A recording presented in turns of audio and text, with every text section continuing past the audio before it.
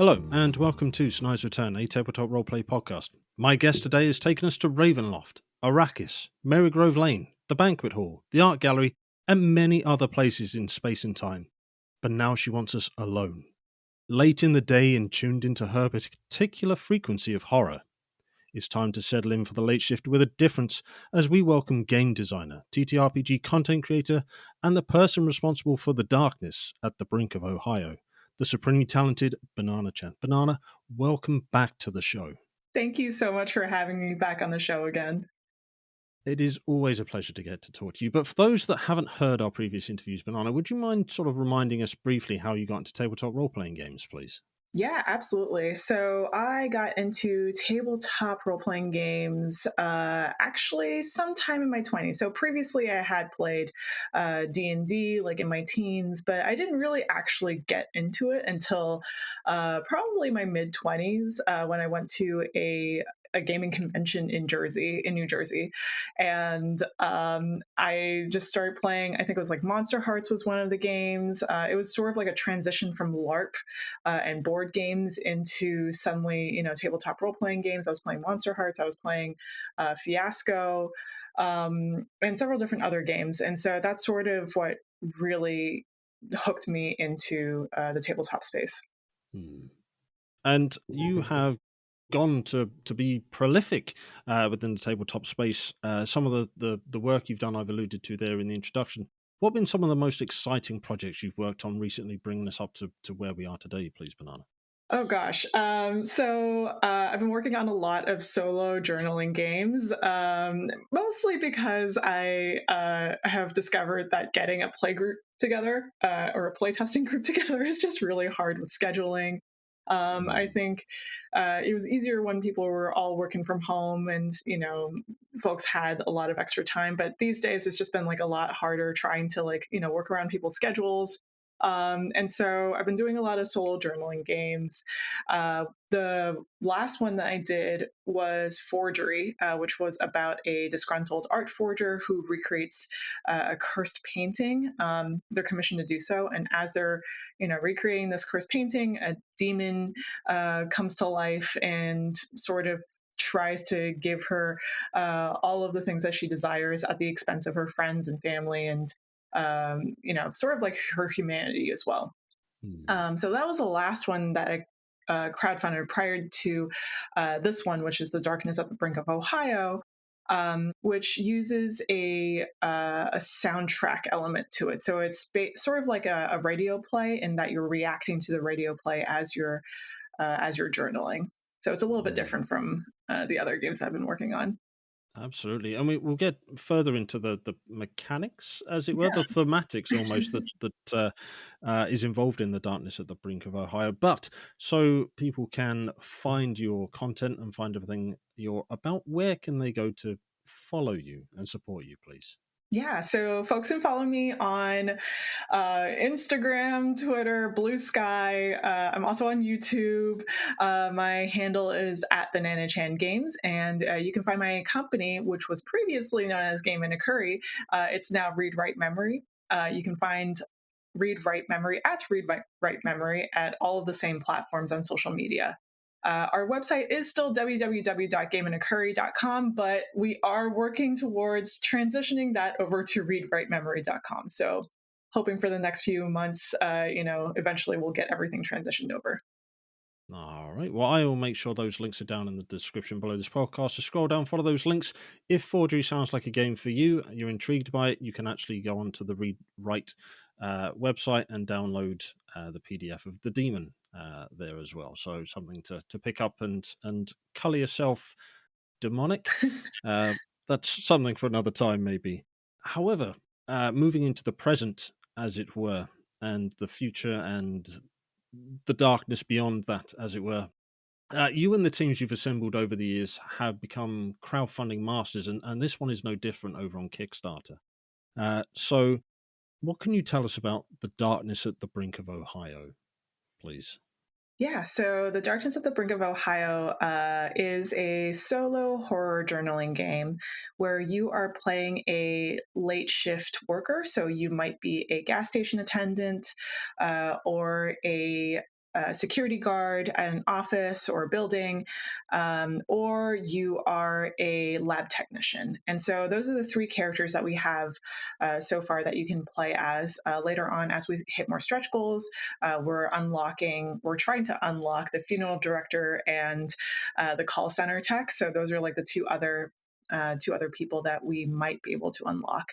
But you're playing Mm. a late shift worker, and you are listening to the radio during your shift, and it is DJ Mike who you're listening to, and he has this show called Devil's Hour. And as you're listening to him speak on the radio, he's going through trivia, late night trivia with all the callers, and eventually he plays this curse song, and the curse song sort of triggers like the events into motion. So as things progress throughout the radio show, um, he turns into something else without spoiling it too much. So there Okay. are some creepy sounds that are involved in the actual radio portion of the game. Absolutely, and I'll touch more on the soundtrack and all the fantastic team you pulled together to work on it. But what is it about using the radio? First of all, why Ohio? And then secondly, what about radio station in smallish city Ohio that really sort of captured your imagination to share with us? Yeah, so I lived in Akron, Ohio for a small period of time, which is where the game actually takes place in. And while I was living there, there wasn't really much to do aside from drinking on weekends and going out to eat, maybe going to a movie theater. And we also had like an art gallery that I was interning at for a short period of time. But other than that, there wasn't really much to do there. And so that sort of gave me the idea of like, what do you do when there's not much going on? And there are pockets of these small cities, like, or small towns in general, all across the world. And so, what do Mm, folks do when there's like nothing going on? Um, and the other thing that I wanted to explore was the idea of parasocial relationships, specifically the idea of limerence as well. So, infatuation with someone that you might not actually have access to, someone that you might mm, actually not know at all. And sort of that idea of like, what is it like when you are isolated and maybe like, a little bit lonely and trying to find connection with other people at when, you're working like a late night shift. So those were sort of the ideas that I had going into the actual project. A lot of it was inspired by the video artist Vito Aconci, who did this one video piece called Theme Song.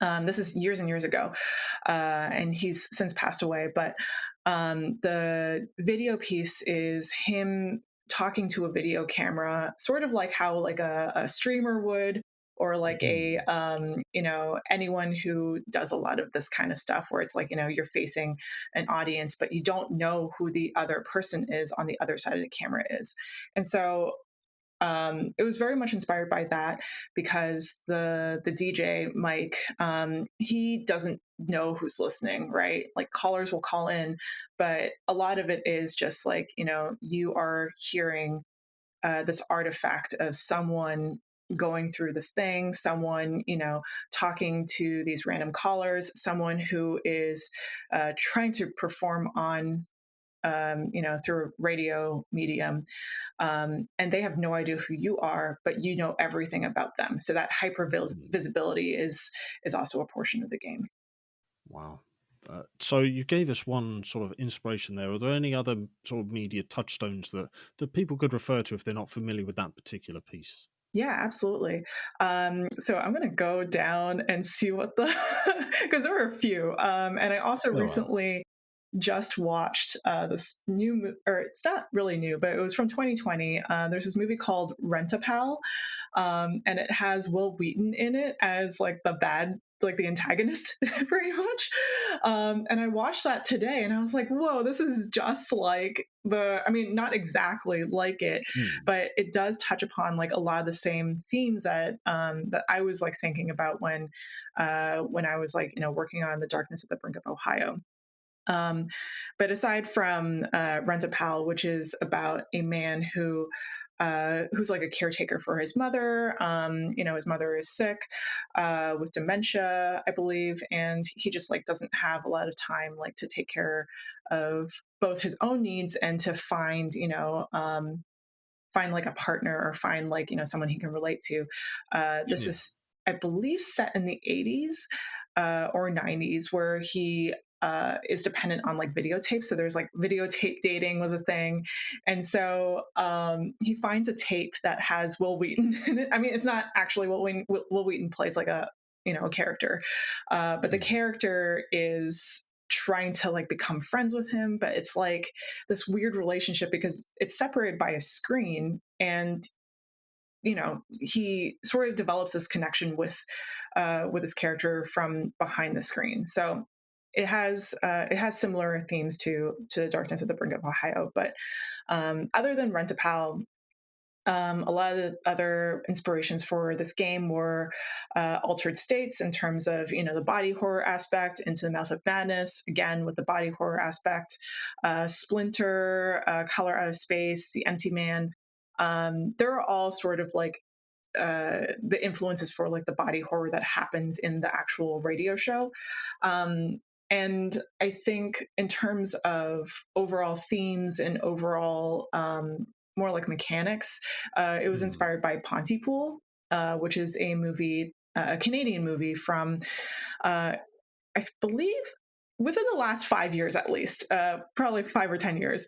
But it is about a radio DJ and his producer, and they're like sort of trapped in like a radio studio as basically the end of the world happens like outside of the studio, which sort of brings me to like the next game that's sort of inspired by this, which is longtime listener, last time caller by Jeff Dieterle. That's also sort of similar to Pontypool, where in the game itself, there is like a GM or like a facilitator of the game who acts as the radio DJ who receives callers. And then there's like an audience, like there's like a whole like this happens in real life. This is a LARP sort of game where Okay. there's like this audience, and the audience can always hop on and like walk onto whether you're playing on a stage or just like two chairs or something like that. One of the audience members can just like jump in and be like a caller, and their prompts are usually like try to slowly ramp up into like the end of the world. So just like uh, create random things that are happening, like uh, for example, maybe you're looking for a missing person who's like close to you. Mm. What does that look like? And sort of like describe that as you're playing this game out. Okay. Yeah. So a All lot right. of influences. See, when I first saw the radio sort of producer sort of set, I'm thinking like Frasier and Roz out of Frasier, and I thought, well, that's very Seattle and psychological, but that's psychology and not where this game heads. So very different. But that was my touchstone. I was like, I don't think that's. But no, the way you've described it there is fantastic. So how you mentioned sort of taking prompts using the soundtrack, which is available on the Kickstarter page. You can sort of sit and sort of scan through some of the tracks or all the tracks. Very thematic. So, how does that tie in with the journaling side of things with respect to how one would play the game or experience the game? I guess. Yeah, so that's a great question. So the soundtrack plays out in a way where there are some questions that are built in the beginning. So those questions in the beginning are asked by Aaron Catano Sias, who plays DJ Mike. And Mm. he asks those questions intentionally to sort of build a relationship between him and the person who's playing. And so after that's done, there are additional questions that are in the actual rule book. And so in the book itself, as they're creating their character, there are different questions that could pertain to one of the three characters that you choose in the game. So say for example you choose to be the gas station attendant. So the Mm, game would ask you to first of all set up your space so it looks like you're sitting behind the cash register of a gas station. Dress up if you want to, have a beverage, and also pick from one of three images that you can have by your desk. So by the cash register. mm, And as you're playing, you're going to answer some questions, and then once you start the soundtrack, you're going to answer the questions from DJ Mike, and that's going to get into the actual show itself. When music plays, that's when you answer more questions from the book. So you're journaling mm, your sort of like your day to day as you're working the cash register, and also questions about what's going on in your head as you're listening to DJ Mike, and sort of like answering them in a way that you're journaling out your thoughts. Or if you're playing one of the other characters, you might be relaying like little bits of information, or like little bits of like gossip to like the next person who's going to take over your shift. So mm. there are elements of trying to create this like weird dynamic between you and DJ Mike, dependent on which character you choose. So I think for the security guard, you do have like a friend that's like going to be going back and forth with you, and like um, in your messages. But there isn't actually like another person. It's just like you solo Mm, journaling. But the prompts are very much designed to be like, you have another friend that's also a security guard who's going to be taking over your shift like after this. What messages do you tell them? What do you tell them about Mike? And that's sort of designed to be like a, hey, there is a friend that you have, but that friend parallels who you're listening to. And so it sort okay. of builds up that it's not necessarily like trust, but it does build like a false relationship with you and DJ Mike, who you're listening to. Mm. Yeah, fantastic to have Aaron as DJ Mike. He's done put some things up on Instagram and other places. Such a fantastic person, has been a guest on the show, and I'm really glad you managed to sort of get him involved and have him involved, as well as some of the other people all the people on the team, but there are some standouts. So with respect to what you've described there and how to play the game, are there examples, streamed games or sort of pre-recorded games people could check out to maybe sort of try and understand the ebb and flow if maybe they've not quite picked up on the cues you've given over there? Yes, absolutely. So I work together with a few streamers. They're on the actual Kickstarter page. You can find a streamed game from D&D Imposter, Hamasama-kun, and Diana of the Rose. They all did. I think they did, one of each character. So, like, I think D&D Imposter, they did the lab technician. Hamasama Kun did the security guard, and Diane of the Rose did the gas station attendant. And then there were a few others that were added on later, such as Apochromatic. They did one for, I believe it was the gas station attendant, and then there was one more from Alec the Bard, who I think also did the gas station attendant. So yeah, that one's definitely a more popular one, I would say. Hmm. Yeah, you can definitely check those out on the Kickstarter. Yeah, yeah. Again, I'll make sure there is a link to the Kickstarter page, which at time of recording only has 3 days remaining. So I'm sure. Will it be going into backer kit? Will there be late pledges and all that sort of good stuff going on? Yes, there are going to be late pledges available for the Kickstarter itself. I think Kickstarter is trying this new thing where it's like, you can do late pledges if you want to. So we've already signed up for all of that, and we're also going to do it through BackerKit. So if anyone Hmm. wants to, sign up for a game or pledge for the physical edition or the digital edition, then they can definitely do that.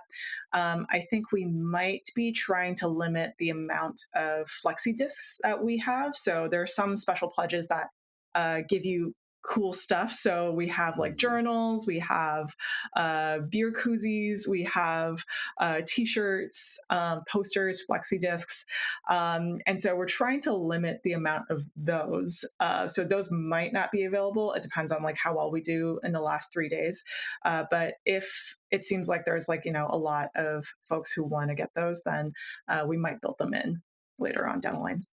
I mean, that is fair enough. I mean, just to put that into perspective, it's currently over $12,000 raised, over 300 backers. There's clearly a lot of love and interest for this project, mainly because of the quality of your previous work and the unique nature of this particular uh, solo journaling role playing game.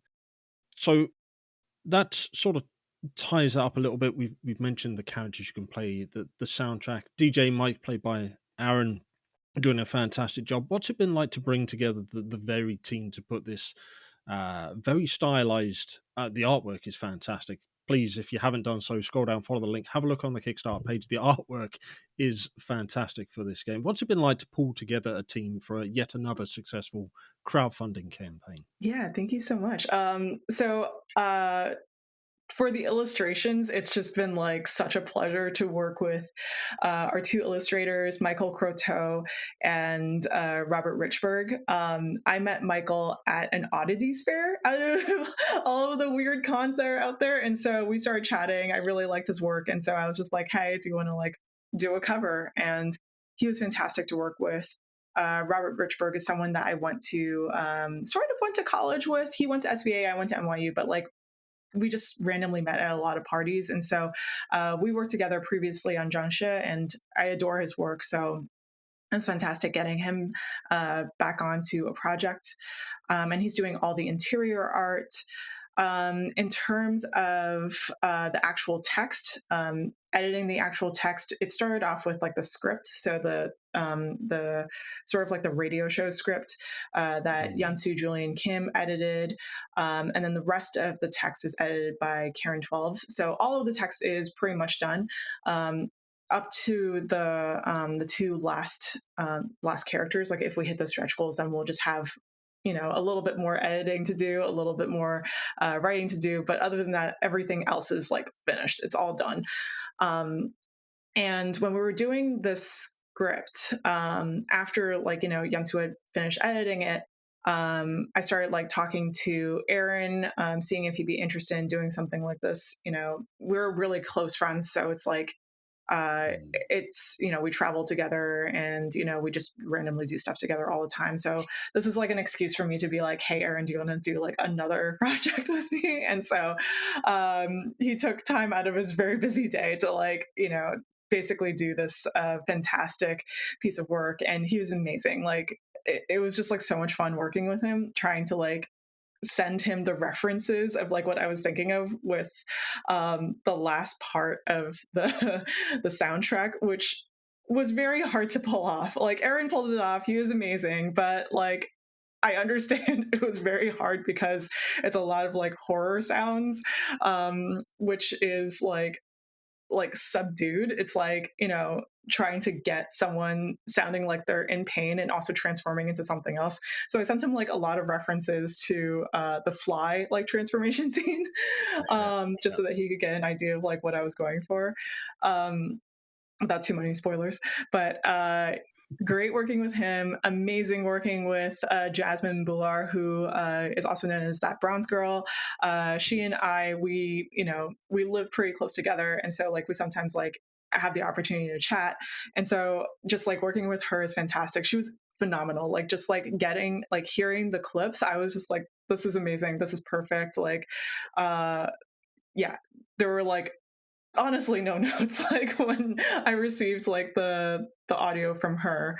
And then we also worked with Danny Quach, who you probably know from a lot of his work on social media. Like he was a social media, or sorry, community manager for Roll20 for a while. Now he's Mm. working with Ravensburger, and so getting the chance to work with him is amazing. Austin Taylor, they're incredible. Like they have a podcast called Secret Histories of Nerd Mysteries. So I feel like this was definitely very much in their wheelhouse where it's like, you Mm, probably experience this kind of stuff sometimes. So this is like your chance to like, do something a little bit creepy, do something a little bit fun. And then finally, we also had Gavin Stenhouse, who was an actor on an episode of Black Mirror, namely San Junipero. So it's the episode set in the 80s. Well, kind of set.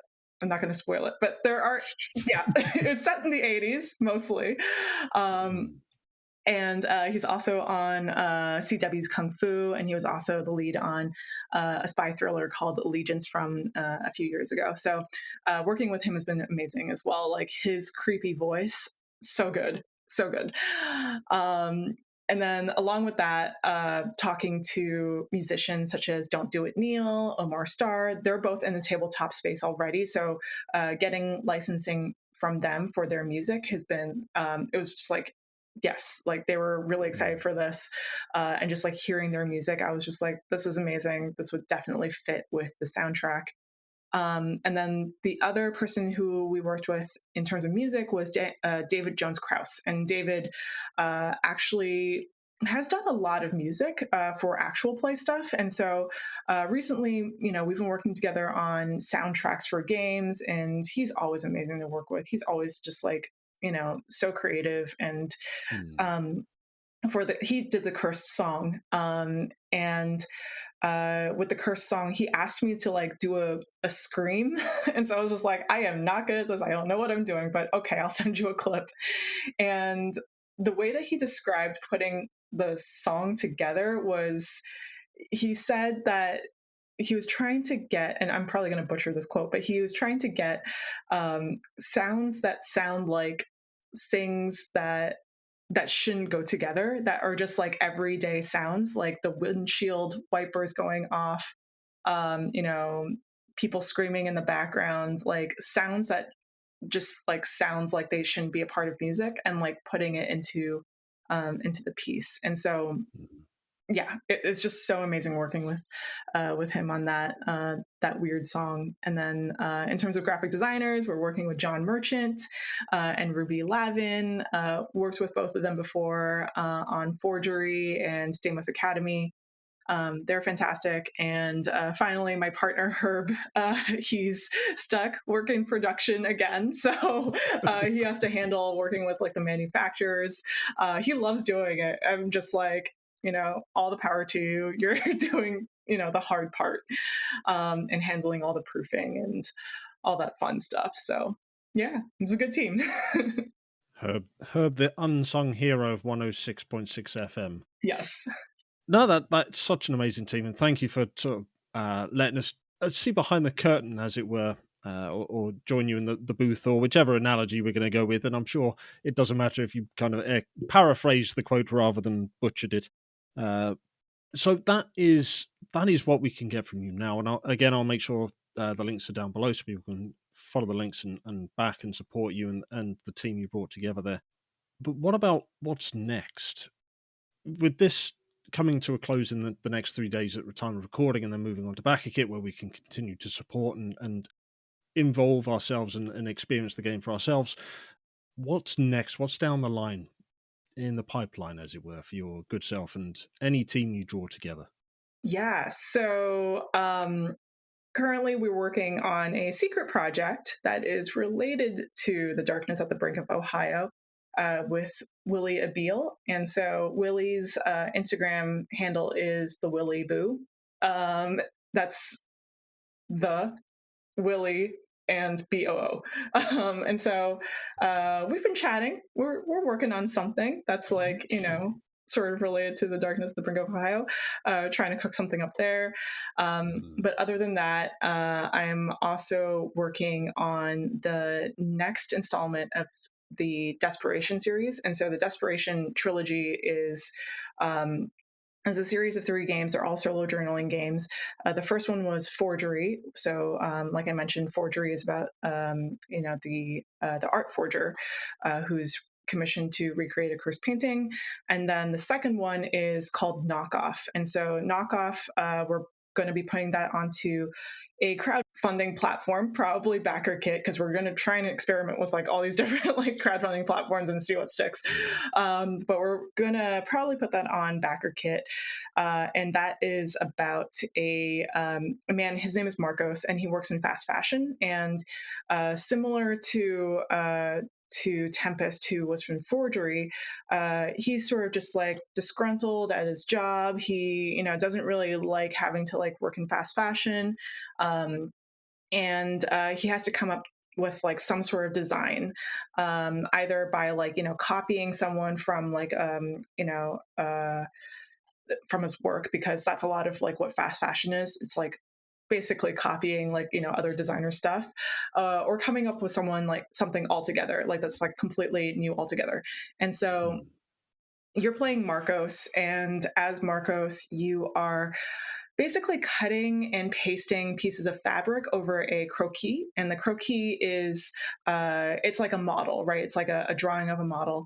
And as you're piecing this thing together, you are summoning the same demon, and the demon will give you the opportunity to either, get stuff that you want in life, fame, success, fortune, or lose people in your family, like, family, friends, like, it's just sort of this idea of like, um, what would you do at the expense of all of these glitzy and shiny things, right?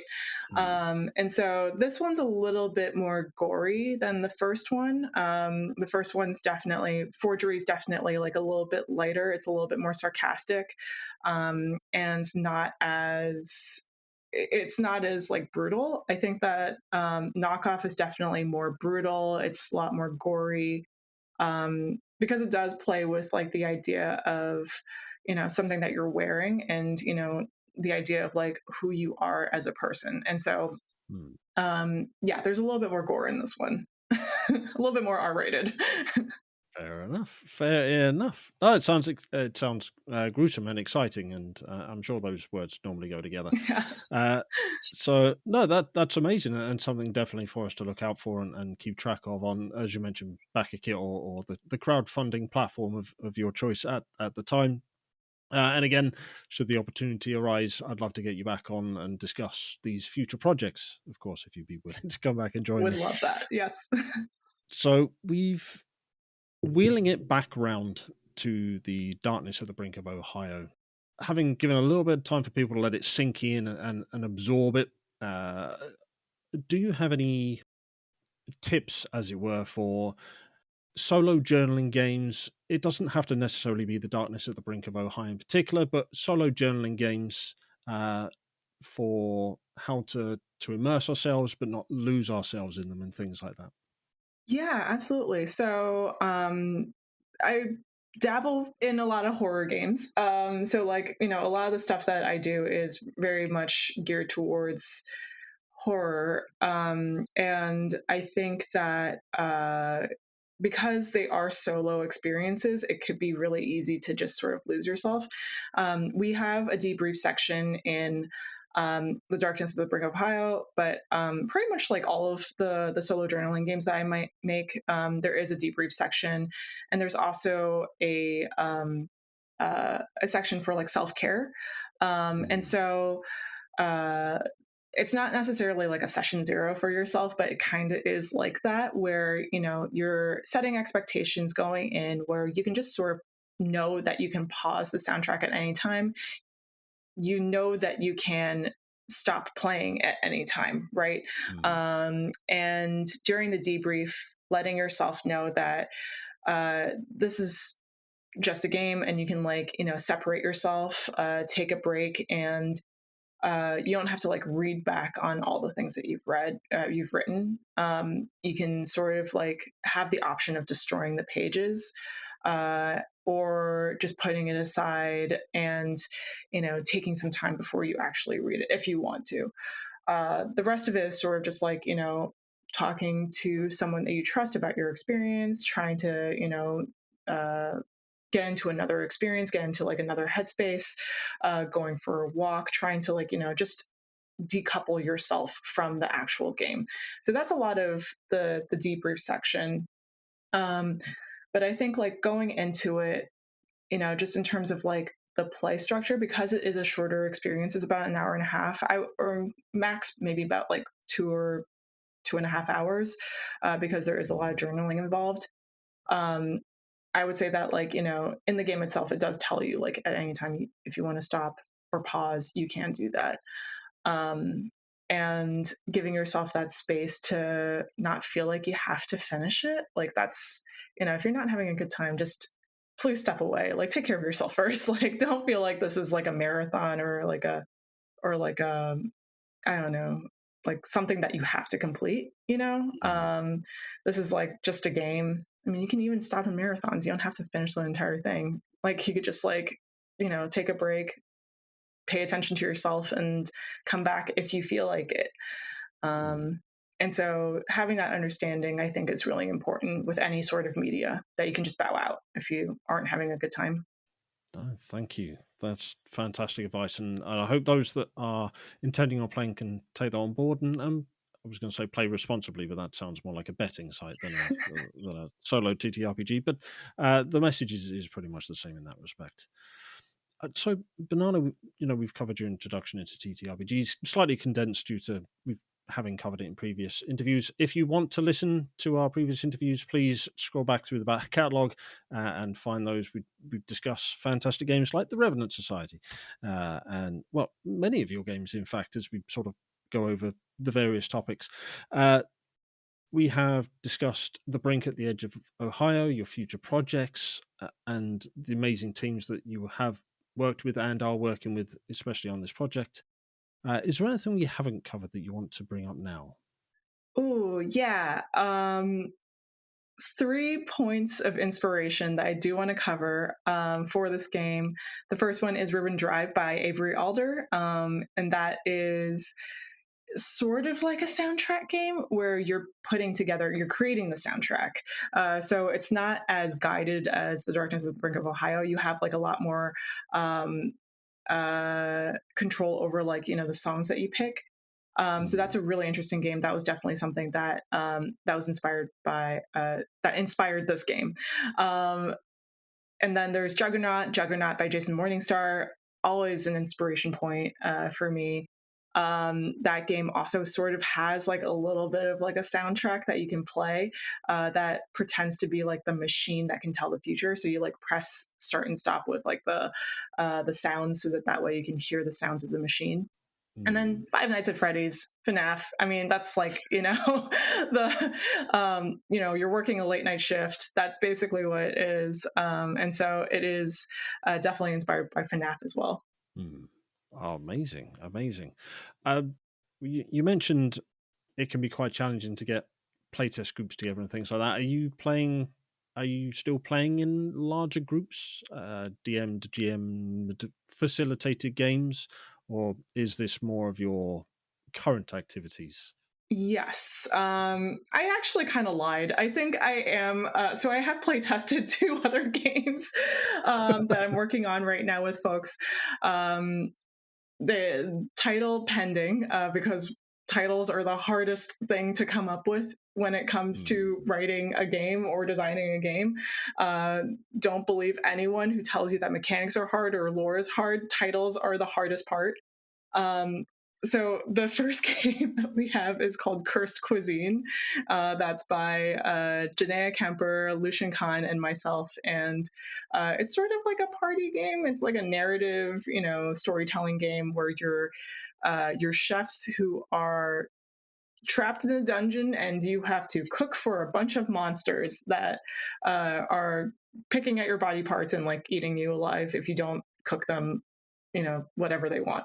um nice. I swear it is a very light and fun game. It's not like it's not as like gruesome as I'm making it sound, though it kind of is. So there's that.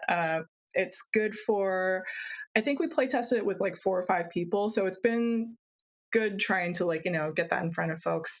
And then the Mm, other game I'm play testing right now with like more more people is called Cursed Item TBD. And that's because, again, bad with names.